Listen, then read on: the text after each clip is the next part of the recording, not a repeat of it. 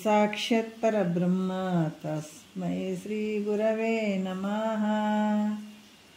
ಧ್ಯಾನ ಮೂಲ ಗುರುಮೂರ್ತಿ ಪೂಜ್ಯ ಮೂಲ ಗುರುಪಾದ ಮಂತ್ರ ಮೂಲ ಗುರುವಾಕ್ಯ ಮುಕ್ತಿ ಮೂಲ ಗುರುಕೃಪಾ. ಶ್ರೋತ್ರಿಯ ಬ್ರಹ್ಮನಿಷ್ಠ ಸದ್ಗುರು ಬಸವಾನಂದರ ಪಾದಕಮಲಗಳಿಗೂ ಹಾಗೂ ಅವರ ಪ್ರತಿರೂಪದಂತಹ ನಿಜಗುಣಪ್ಪನವರ ಪಾದಕಮಲಗಳಿಗೂ ನನ್ನ ದೀರ್ಘದಂಡ ಪ್ರಣಾಮಗಳನ್ನು ಸಲ್ಲಿಸುತ್ತಾ, ಸದ್ಗುರು ಮಾರ್ಕಂಡ ಸಾಬಾಯಿ ಸದ್ಗುರುಗಳ ಪಾದಕಮಲಗಳಿಗೂ ಹಾಗೂ ರಾಯಪ್ಪ ಸದ್ಗುರುಗಳ ಪಾದಕಮಲಗಳಿಗೂ ನನ್ನ ದೀರ್ಘದಂಡ ಪ್ರಣಾಮಗಳನ್ನು ಸಲ್ಲಿಸುತ್ತಾ, ಎಲ್ಲ ಮಹಾತ್ಮರ ಪಾದಕಮಲಗಳಿಗೂ ನನ್ನ ದೀರ್ಘದಂಡ ಪ್ರಣಾಮಗಳನ್ನು ಸಲ್ಲಿಸುತ್ತಾ, ಗುರುಸ್ವರೂಪರಂಥ ನನ್ನ ಪತಿದೇವರಿಗೂ ಕೂಡ ನನ್ನ ದೀರ್ಘದಂಡ ಪ್ರಣಾಮಗಳನ್ನು ಸಲ್ಲಿಸುತ್ತಾ, ಮನದಲ್ಲಿ ಸ್ಮರಿಸಿಕೊಳ್ಳುತ್ತಾ ತಮ್ಮೆಲ್ಲರಿಗೂ ವಂದಿಸುತ್ತಾ, ಇವತ್ತಿನ ಭಾಳ ವಿಶೇಷವಾದಂಥ ವಿಚಾರಗಳನ್ನು ಹೇಳುತ್ತಾ ಇದ್ದಾರೆ. ಇದು ಇವತ್ತಿನ ದಿವಸ ಗುರು ಪೂರ್ಣಿಮಾ ಅನ್ನುವಂಥದ್ದು. ಯಾಕಂದರೆ ಗುರುವಿನ ಒಂದು ಸ್ಮರಣೆ ಮಾಡುವಂಥದ್ದು.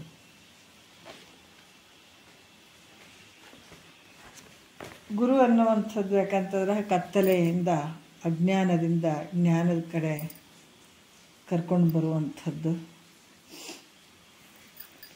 ಅಂಥ ಒಂದು ಜ್ಞಾನವನ್ನು ಪಡ್ಕೊಳ್ಳುವಂಥದ್ದು, ಅತ್ಯಂತ ದುಃಖ ನಿವೃತ್ತಿ ಪರಮಾನಂದದ ಸ್ಥಿತಿಗೆ ಬರುವಂಥದ್ದು. ಇವತ್ತಿನ ಗುರುವಿನ ಒಂದು ಗುರುವಿಗೆ ಏನು ಕೊಡೋಕ್ಕಾಗಂಗಿಲ್ಲ.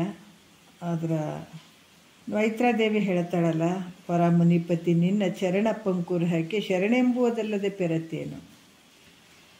ಶರಣು ಅನ್ನೋದು ಬಿಟ್ಟರೆ ಬೇರೆ ಏನು ಹೇಳೋಕ್ಕಾಗ್ತದ ಗುರುವೇ ನಿನಗೆ ಅಂತ ಹೇಳಿ ಇವತ್ತಿನ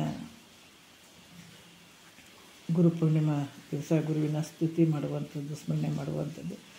ಒಂದು ದಿವಸ ಮಾಡುವಂಥದ್ದೇನು ಅಂತಂದ್ರೆ ಹಾಗಲ್ಲ, ಪ್ರತಿ ದಿವಸನೂ ಮಾಡಬೇಕಾದಂಥದ್ದು ಭಾಳ ಮುಖ್ಯ ಇರ್ತದೆ.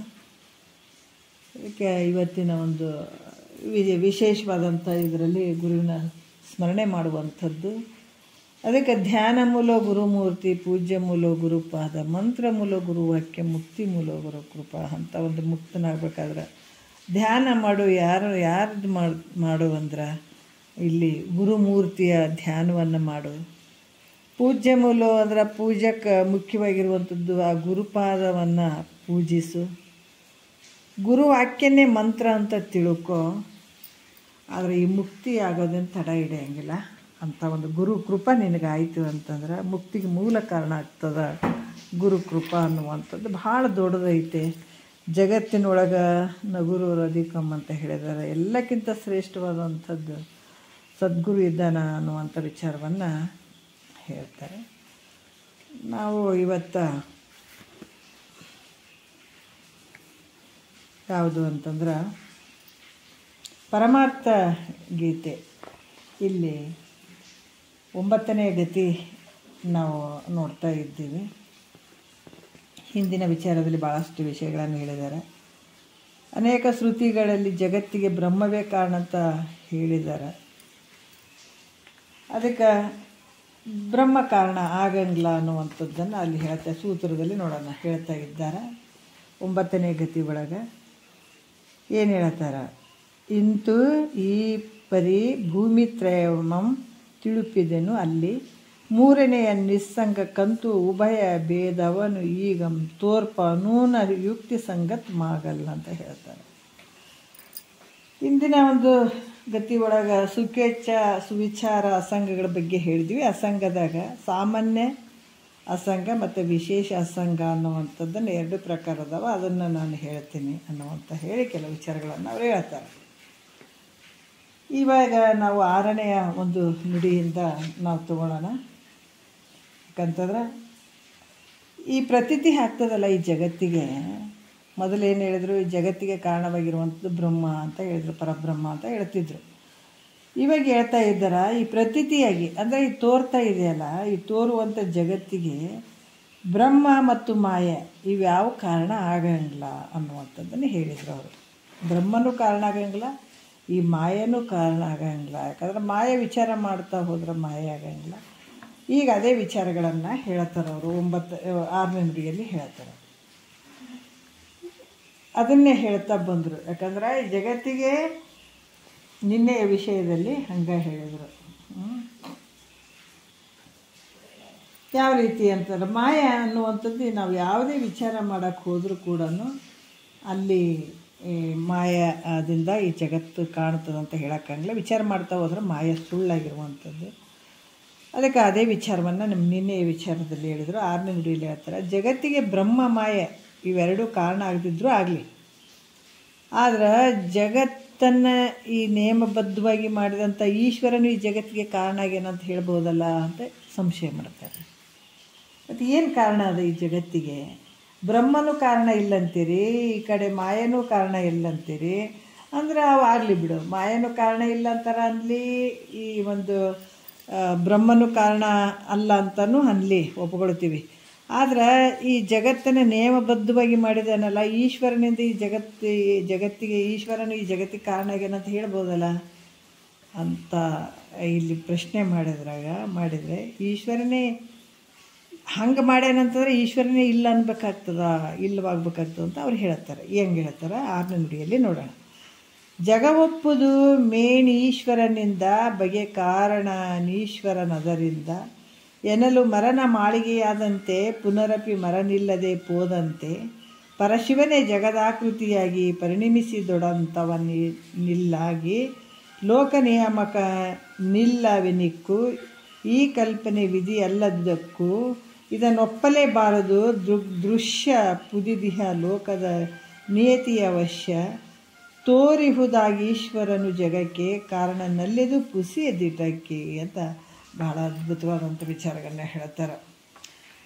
ಹೌದಪ್ಪ, ನೀನು ಹೇಳಿದಂಗೆ ಈ ಬ್ರಹ್ಮನೂ ಜಗತ್ತಿಗೆ ಕಾರಣ ಆಗಿಲ್ಲ ಅಂತ ಹೇಳ್ತೀರಿ, ಮಾಯನೂ ಕಾರಣ ಆಗಿಲ್ಲ ಅಂತ ಹೇಳ್ತೀರಿ, ಆದರೆ ಈಶ್ವರನ ಕಾರಣ ಆಗ್ಯಾನಂತ ಹೇಳ್ಬೋದಲ್ಲ ಅಂತ ಕೇಳಿದ್ರೆ ಇದು ಈಶ್ವರನಿಂದ ಜಗತ್ತಾಗ್ತಂತ ಈ ರೀತಿ ವಿಚಾರ ಮಾಡ್ಬೋದಲ್ಲ ಅಂತ ಅಂದರೆ ಅದಕ್ಕೆ ಹೇಳ್ತಾರೆ ಅವರು.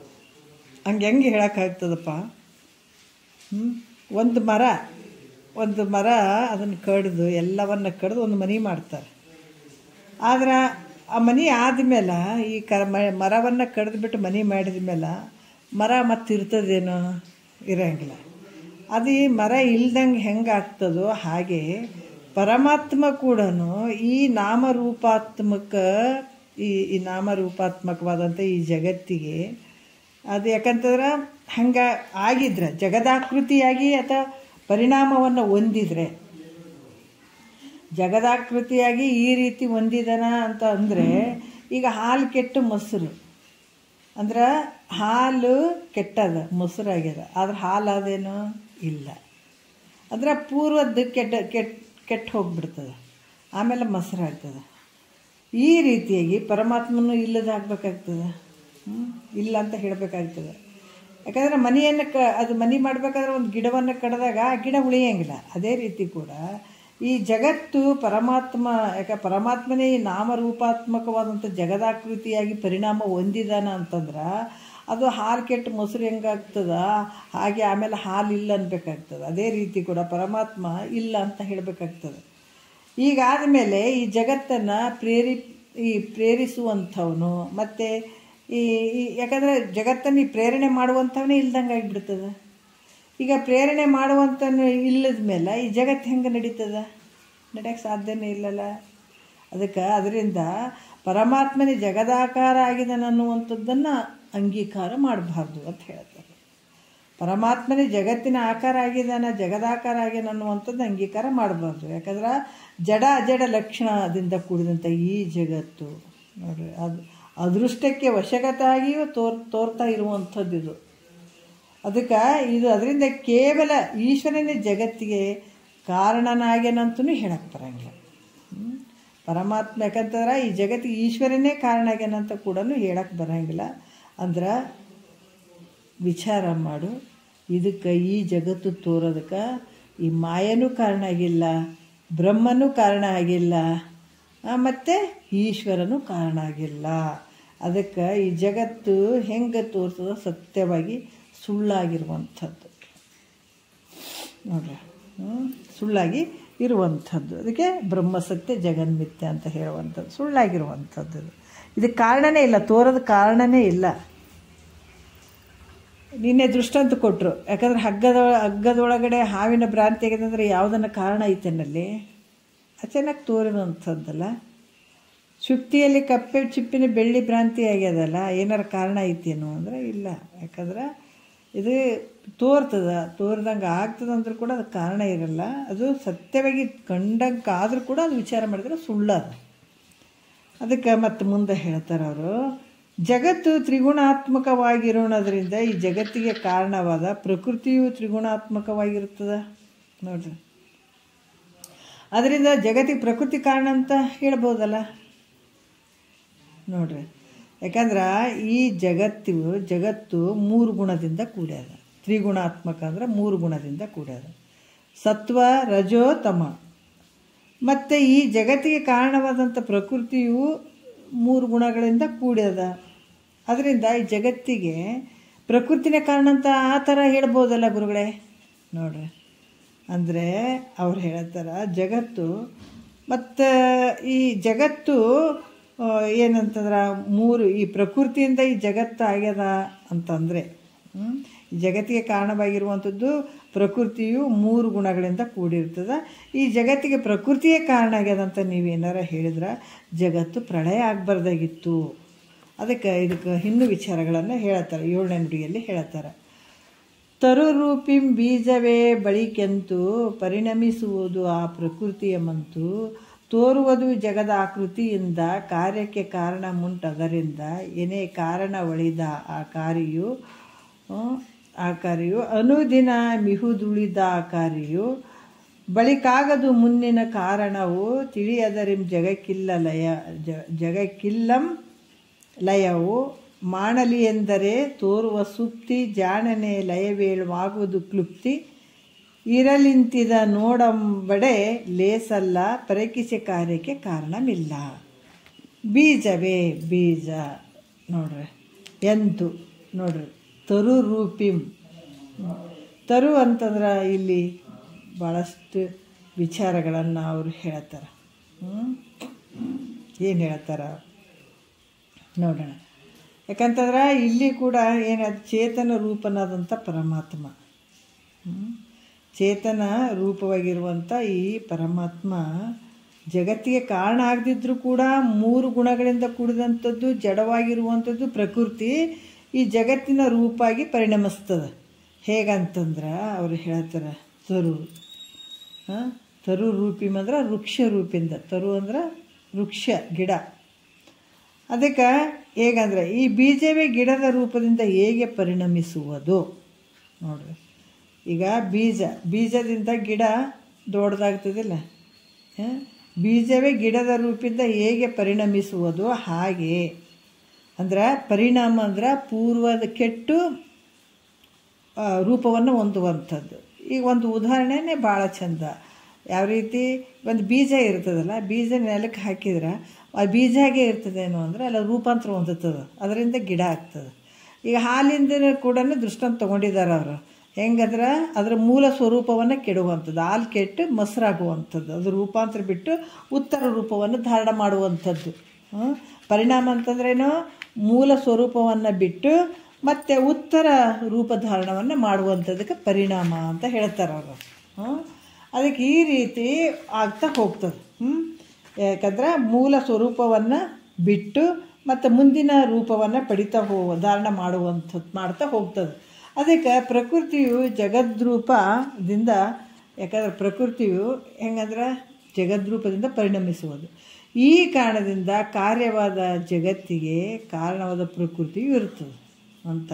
ಯಾಕಂದ್ರೆ ಈ ಕಾರಣದಿಂದ ಕಾರ್ಯವಾದ ಜಗತ್ತಿಗೆ ಕಾರಣವಾದದ್ದು ಯಾವುದು, ಪ್ರಕೃತಿ ಅದ ಅಂತ ಪ್ರಶ್ನೆ ಮಾಡಿದರೆ ಅದಕ್ಕೆ ಉತ್ತರ ಹೇಳ್ತಾರೆ ಅವರು. ಯಾಕಂತಂದ್ರೆ ಈ ಒಂದು ಪ್ರಕೃತಿನೇ ಜಗತ್ತಿಗೆ ಕಾರಣ ಅಂತ ಪ್ರಶ್ನೆ ಮಾಡಿದರೆ ಅದಕ್ಕೆ ನಾವು ಉತ್ತರ ಹೇಳ್ತೀವಿ ಅಂತ. ಕಾರಣವು ನಾಶವಾದ ಬಳಿಕ ನೋಡ್ರಿ, ಕಾರಣವು ನಾಶವಾದ ಬಳಿಕ ಉಳಿದಂಥ ಕಾರ್ಯವು ಯಾವಾಗಲೂ ಇರಬೇಕಾಗುವಂಥದ್ದು. ಯಾಕಂದ್ರೆ ಈ ಕಾರಣ ನಾಶ ಆದ ನಂತರ ಬಳಿಕ ಉಳಿದಂಥ ಕಾರ್ಯವು ಯಾವಾಗಲೂ ಇರಬೇಕಾಗುವುದು. ಮತ್ತು ಆ ಉಳಿದಂಥ ಕಾರ್ಯವು ಮೊದಲಿನ ಕಾರಣವು ಎಂದೂ ಆಗಂಗಿಲ್ಲ. ಯಾಕಂದ್ರೆ ಅದು ರೂಪಾಂತರ ಹೊಂದಿರ್ತದಲ್ಲ, ಮತ್ತು ಮೊಸರು ಆದದ್ದು ಹಾಲಾಗಕ್ಕಾಗ್ತದೇನೋ, ಆಗಂಗಿಲ್ಲ.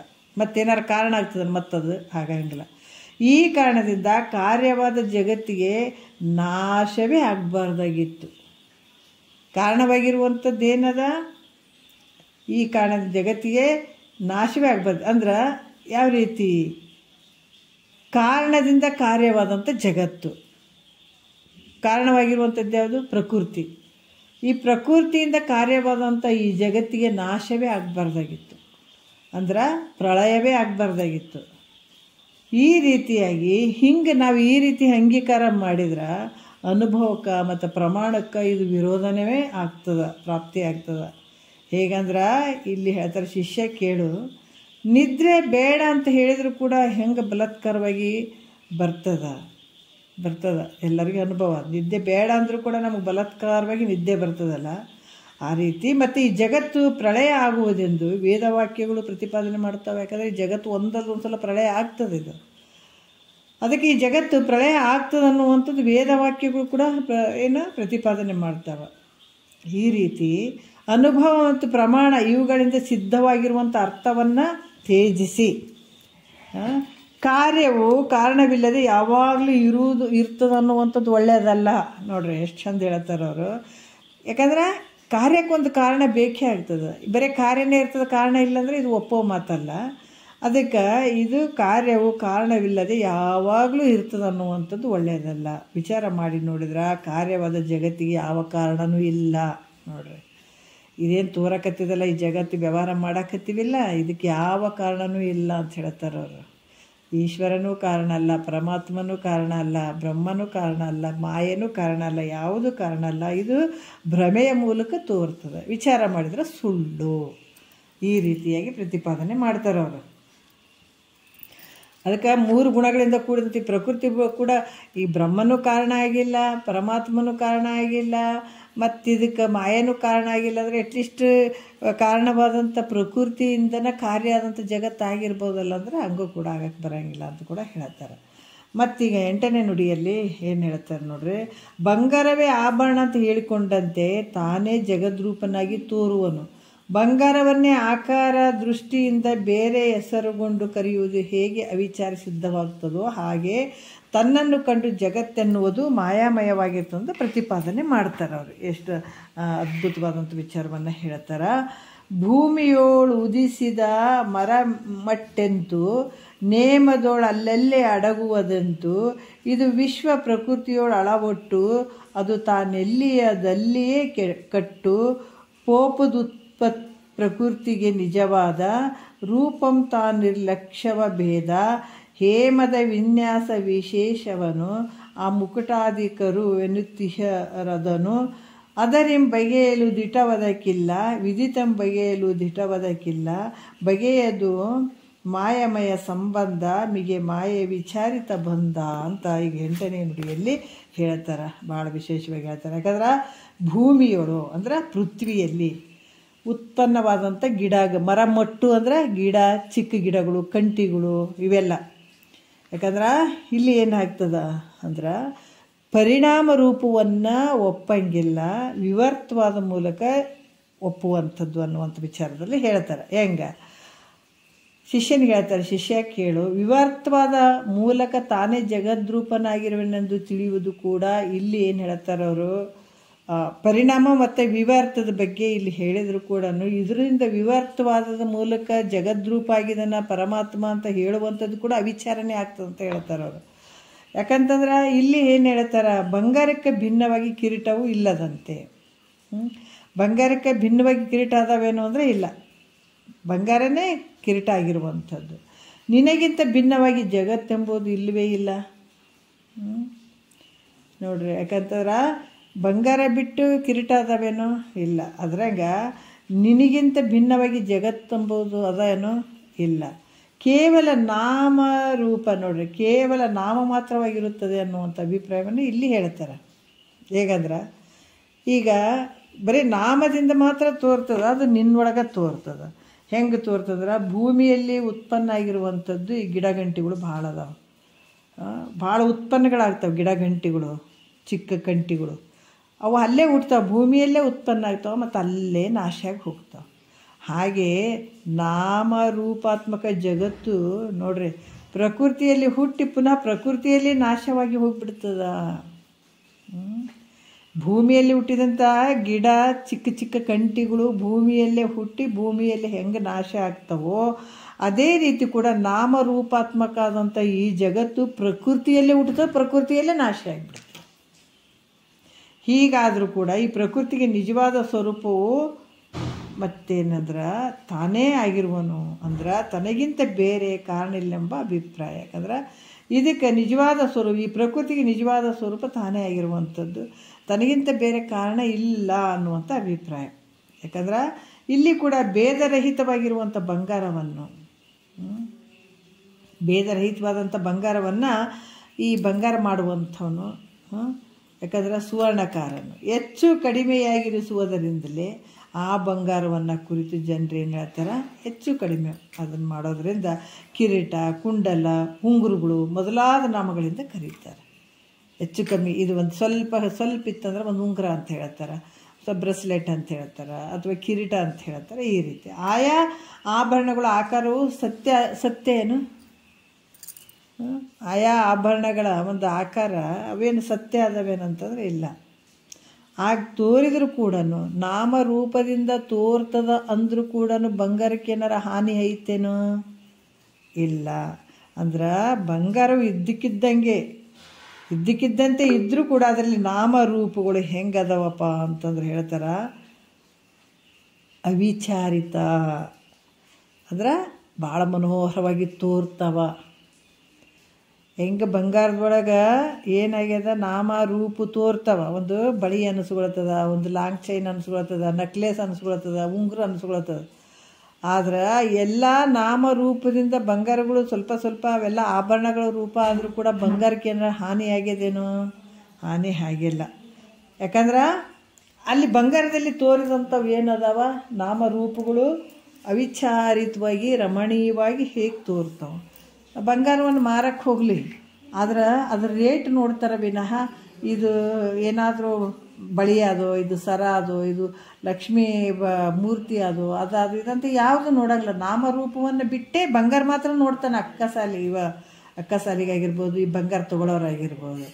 ಹಾಗಂದ್ರೆ ಅಲ್ಲಿರುವಂಥದ್ದು ಬಂಗಾರ ಒಂದೇ ಸತ್ಯ ಇರುವಂಥದ್ದು, ಆದರೆ ನಾಮರೂಪಗಳು ಭಾಳ ಚಂದ ತೋರ್ತದೆ ಅಂದರೂ ಕೂಡ ಅದು ಸುಳ್ಳಾಗಿರುವಂಥದ್ದು. ಹಾಗೆ ಈ ಜಗತ್ತು ನೋಡ್ರಿ, ಈ ಜಗತ್ತಿನ ಬಗ್ಗೆ ಭಾಳ ಅದ್ಭುತವಾಗಿ ಹೇಳ್ತಾ ಇದ್ದಾರೆ ಅವರು. ಹಾಗೆ ಕೂಡ ಈ ಸ್ವಸ್ವರೂಪದ ಏನಂದ್ರೆ ನಿನ್ನ ನಿಜ ಸ್ವರೂಪದಲ್ಲಿ ಏನಾಗ್ಯದಪ್ಪ ಅಂತಂದ್ರೆ ಹೇಳ್ತಾರೆ ಅವರು. ಹಾಗೆ ಸಚ್ಚಿದಾನಂದ ಸ್ವರೂಪನಾದ ನೀನು ಹೆಂಗಿದೆ ನಿರ್ವೀಕಾರನಾಗಿದ್ದರೂ ಕೂಡ, ಎಷ್ಟು ಚಂದ ಹೇಳ್ತಾರೆ ನೋಡ್ರಿ. ನೀನು ಸಚ್ಚಿದಾನಂದ ಸ್ವರೂಪನಾದಂಥ ನೀನು ನಿರ್ವೀಕಾರವಾಗಿದ್ದರೂ ಕೂಡ ನಿನ್ನಲ್ಲಿ ಮಾಯೆಯ ಮೂಲಕ ಈ ಜಗತ್ತು ತೋರುತ್ತಿರುವಂಥದ್ದು. ಅಂದರೆ ಯಥಾರ್ಥವಾಗಿ ವಿಚಾರ ಮಾಡಿದರೆ ಜಗತ್ತಿಲ್ವೇ ಇಲ್ಲ. ಮಾಯೆಯನ್ನು ವಿಚಾರ ಮಾಡೋಕ್ಕೆ ಹೋಗಲಿ, ಮಾಯೆ ಇಲ್ಲವೇ ಇಲ್ಲ, ಹೌದಲ್ಲ? ಅದ್ರಂಗೆ ಇದು ಮಾಯಿಂದ ತೋರ್ದಂಗೆ ಆಗ್ತದೆ ವಿನಃ ವಿಚಾರ ಮಾಡಿದರೆ, ಯಥಾರ್ಥವಾದಂಥ ವಿಚಾರ ಮಾಡಿ ನೋಡಿದರೆ ಈ ಜಗತ್ತು ಅನ್ನುವಂಥದ್ದು ಇಲ್ಲವೇ ಇಲ್ಲ ಅನ್ನುವಂಥದ್ದು ಹೇಳ್ತಾರೆ ಅವರು. 9ನೆಯ ನುಡಿಯಲ್ಲಿ ಏನು ಹೇಳ್ತಾರೆ ನೋಡೋಣ ಒಂದು ಸ್ವಲ್ಪ. ಸ್ವಪ್ನದಲ್ಲಿ ಜ್ಞಾನ ಜ್ಞೇಯಗಳು ಏಕಕಾಲದಲ್ಲಿ ತೋರಿದಂತೆ ನಿನ್ನಲ್ಲಿ ಅವಿದ್ಯಾವೃತ್ತಿ ಜ್ಞಾನರೂಪ ದೃಷ್ಟಿ ಸಮಕಾಲದಲ್ಲಿ. ನೋಡ್ರಿ, ಅವಿದ್ಯಾವೃತ್ತಿ ಜ್ಞಾನರೂಪ ದೃಷ್ಟಿಯ ಸಮಕಾಲದಲ್ಲಿ ಈ ಸೃಷ್ಟಿಯು ಕಂಡುಬರುವುದು, ಈ ಸೃಷ್ಟಿ ಕಂಡುಬರ್ತದೆ. ಅದರಂತೆ ಸ್ವಪ್ನಂತೆ ಜಗತ್ತು ಮಿಥ್ಯೆ ಆಗಿರ್ತದ ಅನ್ನುವಂಥದ್ದು ಸೃಷ್ಟಿವಾದದ ಬಗ್ಗೆ ಅವರು ಹೇಳ್ತಾ ಇದ್ದಾರೆ. ಭಾಳ ಅದ್ಭುತವಾಗಿ ಹೇಳ್ತಾ ಇದ್ದಾರೆ. ಪುಸಿ ಆರೋಪಿತ ಜೀವಭಾಸ ಎಸೆವುದು ಬಗೆಯ ಎಂದದರ ವಿಲಾಸ ಇನ್ನಿತು ಪದಾರ್ಥಗಳ ರೂಪಾಗಿ ಕನಸಿನ ಓಲು ಜಗತ್ರಯಮಾಗಿ ತೋರುವುದು ಆಯಾರೂಪಿಂ ದೃಷ್ಟಿ ಬೇರೆನಿಸುತ್ತಿತ್ತಾಯಿತು ಸೃಷ್ಟಿ ಸ್ಥಿರವಲ್ಲಿದು ದಿಟವೆಂಬಾಯಿ ಬುದ್ಧಿ ನಿರುತಂ ಪುಸಿ ಎಂದೆಂಬುದೇ ಸಿದ್ಧಿ ಅದರ ನಿತ್ಯ ಸಂಗಂ ತಾನು ಸದಮಲ ಸುಖಪೂರ್ಣವೇ ಆಗಿಹೆನು ಅಂತೂ ವಿಶೇಷ ಅಸಂಗದ ಭೂಮಿ ಇಂತೆಂದ ಅರಿದಾತನೇ ಸುಕ್ಷೇಮಿ ಅಂತ ಹೇಳುವಂಥದ್ದು. ಇಲ್ಲಿ ಕೂಡ ಭಾಳ ಚಂದ ಹೇಳ್ತಾರೆ. ಪುಸಿಯ ಅಂತಂದ್ರೆ ಮಿಥ್ಯವಾದಂಥದ್ದು, ಆರೋಪಿತ ಅಂದರೆ ಕಲ್ಪಿತವಾದಂಥದ್ದು, ಜೀವ ಅಂದರೆ ಅಭಾಸ ಜೀವ, ಜೀವಾಭಾಸ ಅಂದರೆ ಈ ರೀತಿಯಾಗಿ ಇರುವಂಥದ್ದು. ಶಿಷ್ಯ ಕೇಳ ಜಗತ್ತು ನಿನ್ನಲ್ಲಿ ಕೇವಲ, ಯಾಕಂದ್ರೆ ನಿನ್ನಲ್ಲಿ ಶಿಷ್ಯ ಕೇಳಪ್ಪ, ಜಗತ್ತು ನಿನ್ನಲ್ಲಿ ಇಲ್ಲವೇ ಇಲ್ಲ. ನೋಡ್ರಿ, ಜಗತ್ತನ್ನುವಂಥದ್ದು ಇಲ್ಲವೇ ಇಲ್ಲ. ಮತ್ತು ನಮಗೆ ಎಷ್ಟು ಇದು ಮೋಸ ಮಾಡಕತ್ತದ ತೋರಿ ಅಲ್ಲ.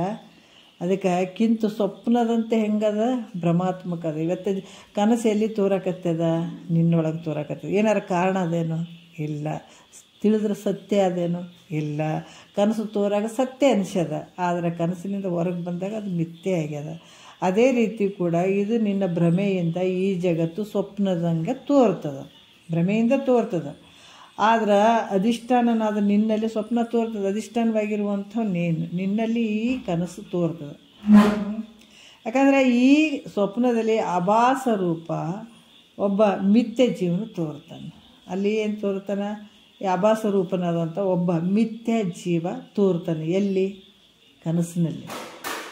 ಯಾಕಂದ್ರೆ ಆತನಿಂದ ಸಕಲ ಸ್ವಪ್ನ ಪ್ರಪಂಚವೇ ತೋರಿದಂಗೆ, ಆತನಿಂದನೇ ಸಕಲ ಏನು ಸ್ವಪ್ನ ಪ್ರಪಂಚವೇ ತೋರಿದಂತೆ ಅಲ್ಲಿ ಜ್ಞಾತೃ ಜ್ಞಾನ ಜ್ಞೇಯಾತ್ಮಕವಾದ ಪ್ರಪಂಚ ತೋರ್ತದೆ. ಅಲ್ಲಿ ಕೂಡ ಜ್ಞಾನ ಜ್ಞಾತೃ ಜ್ಞೇಯ ತ್ರಿಪುಟಿಗಳಿವು.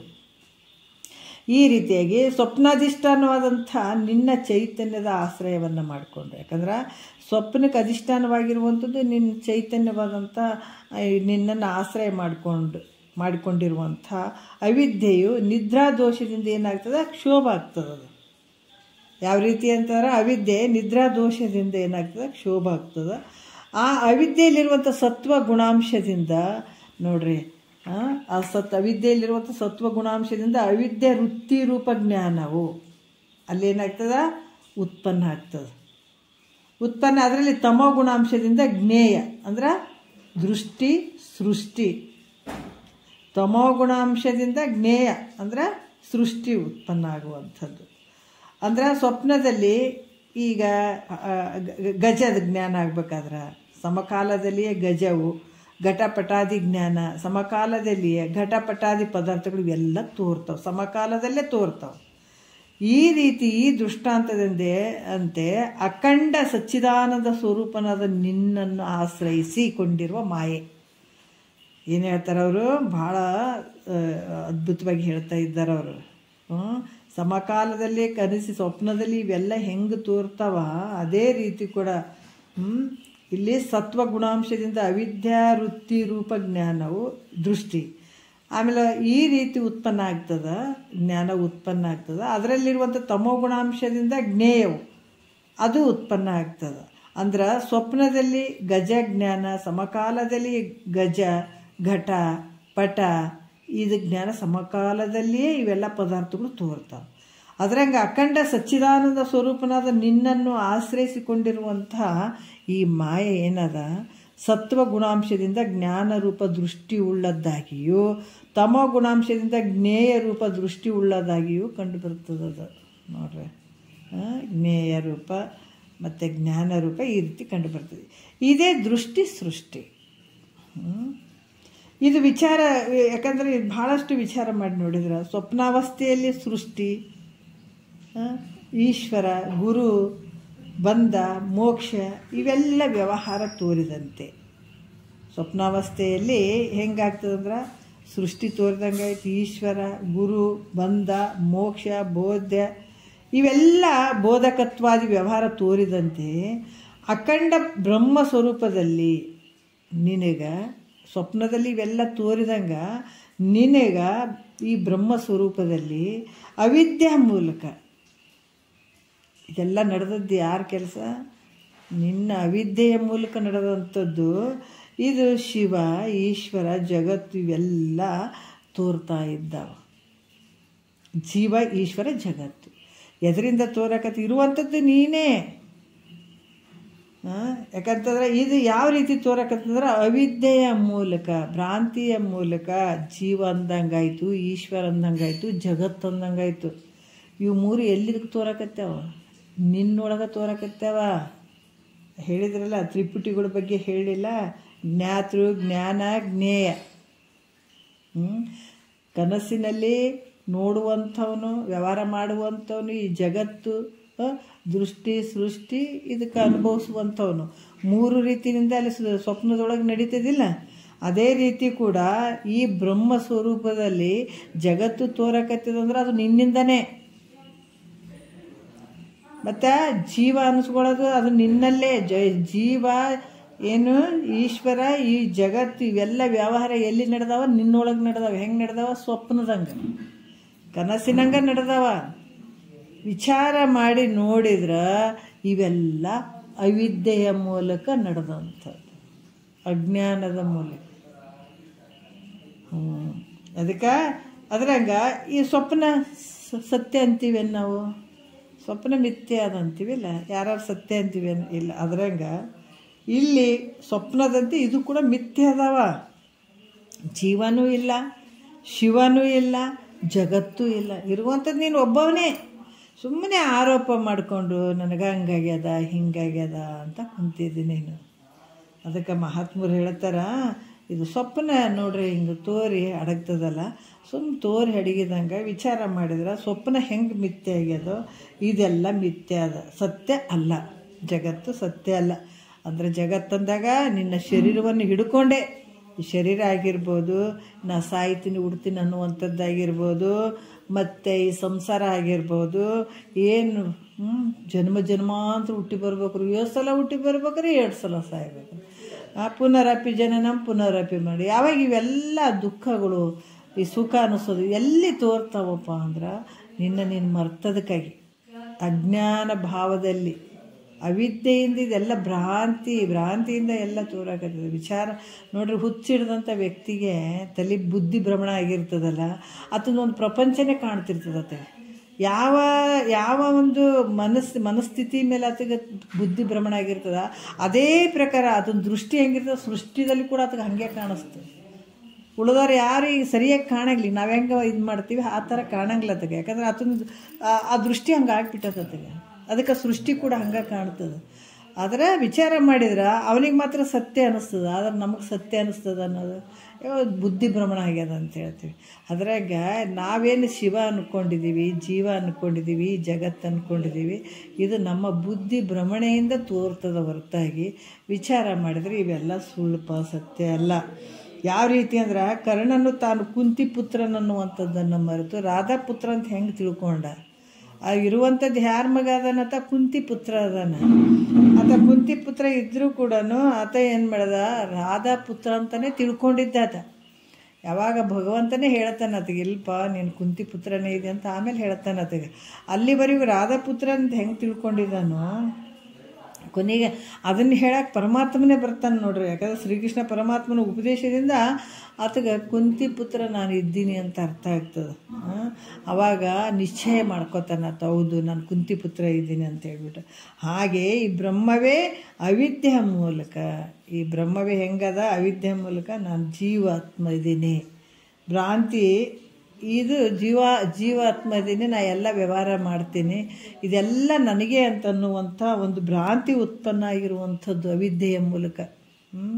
ಅದಕ್ಕೆ ಇವಾಗ ಏನು ಅಂದರೆ ಇಂಥ ಒಂದು ಬುದ್ಧಿ ಭ್ರಮಣ ಆಗ್ಯದಲ್ಲ, ಸದ್ಗುರುನಾಥ ತನ್ನ ಒಂದು ಉಪದೇಶದಿಂದ, ಗುರು ಉಪದೇಶದಿಂದ ತನ್ನನ್ನು ತಾನು ಯಾವಾಗ ತಿಳ್ಕೊಳ್ತಾನ ಆವಾಗ ಸಚ್ಚಿದಾನಂದ ಪರಿಪೂರ್ಣವಾಗಿರುವಂಥನು, ನಿತ್ಯವಾಗಿರುವಂಥದ್ದು, ಪೂರ್ಣವಾಗಿರುವಂಥದ್ದು.